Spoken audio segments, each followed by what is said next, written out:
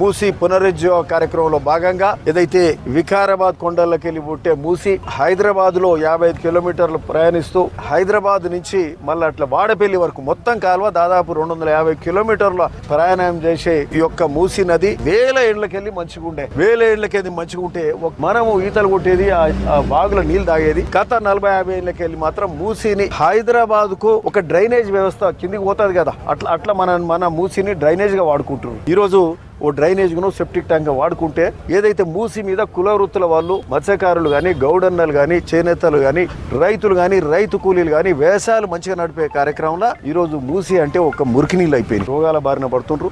ఎంకిరాల పై దిక్కు గర్భస్రావాలు అవుతున్నాయి, మన దిక్కు కూడా క్యాన్సర్లు, పారాలసిస్లు వస్తున్నాయి. మనకు తెలియదు ఎందుకు వచ్చిందా అంటే ఏళ్ళ తరబడి తెలుస్తుంది, తెల్లారి వరకు కావు కదా ఇవి. సో ఇట్లాంటివన్నీ అవుతున్నాయి. ఆ మూసి ఏదైతే ఇన్ని వృత్తుల వాళ్ళు దాని మీద డిపెండ్ అయ్యారో ఆ వృత్తులు నడవని పరిస్థితి అయింది. అంతకుముందు స్వచ్ఛమైన మూసి ఈ రోజు ఒక మురికి కూపంగా తయారైంది. అంటే మన తరం మనం చూస్తున్నాం కండి. ఈ రోజు దాని స్వచ్ఛమైన నీరుగా ప్రవహింపజేసే కార్యక్రమం కూడా మన తరమే తీసుకోవాలి, మన జనరేషన్ తీసుకోవాలి. దానికి ముఖ్యమంత్రి నడుం బిగించారు. దీనికి ఎవ్వడు అడ్డం వచ్చిన టీఆర్ఎస్, బీఆర్ఎస్ వీళ్ళందరిది ఆటలు నడవై